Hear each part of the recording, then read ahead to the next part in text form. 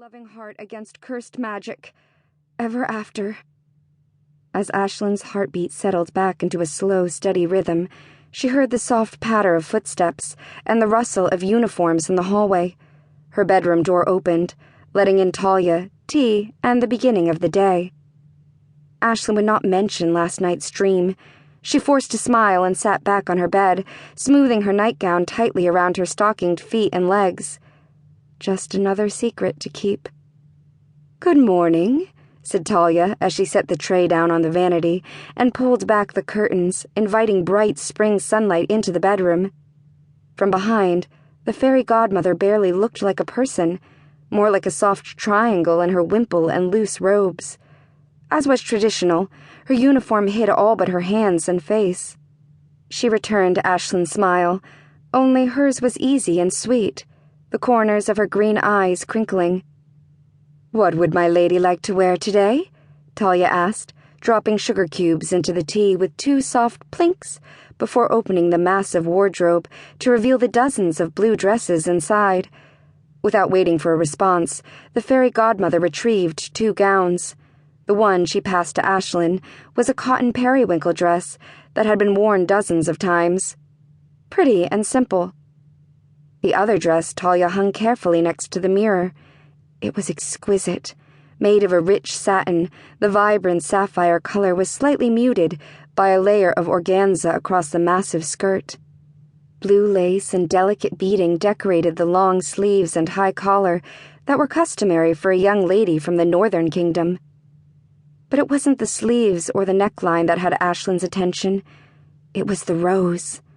Now that she was 16, it would be embroidered on each of her gowns, a rose in perfect bloom over her heart. Disappointed that she had to wait until the evening to wear the beautiful gown, Aislynn stepped into the cotton day dress. Talia tended to the endless line of buttons down its back, and Aislynn did her best not to flinch each time her fairy godmother's fingers brushed against bare skin. No matter the warmth of the room or the heat of the season, Talia's hands, like all fairy godmothers, were frigid. The morning bell rang just as the last button was fastened.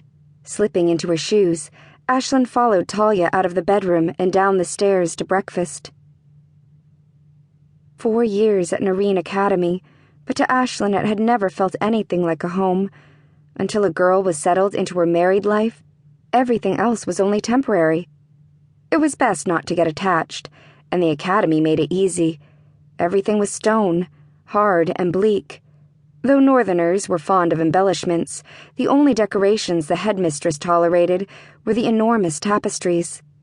The one outside the dining hall portrayed a young woman with her head arched back, her mouth open in a silent scream.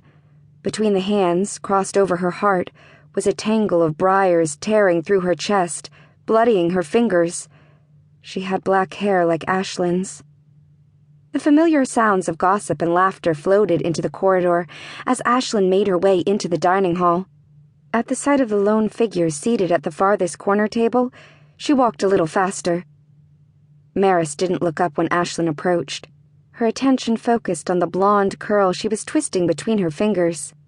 Her other hand was tracing the embroidered rose on her yellow dress. "Morning," Aislynn said as she took the seat opposite her friend. "Morning," was the sullen response.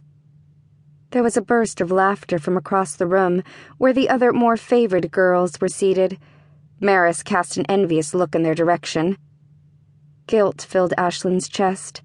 Someone should have told Maris when she had arrived at Narrator last season that offering friendship and kindness to someone like Aislynn meant sacrificing her own social standing within the academy. Selfishly, Aislynn was glad for Maris's misstep. At least now they had each other. She cast a covert look behind her, where half a dozen girls were seated separately, their heads down, trying not to draw any attention to themselves. The room grew silent as the headmistress entered the dining hall, followed by a line of equally stern-faced teachers. Their robes were nearly identical to the ones fairy godmothers wore, except for the embroidery over their hearts. Aislynn crossed her wrists over her chest as Madame Odette led them all in the morning prayer. "May our hearts be modest and our steps unwavering, ever after."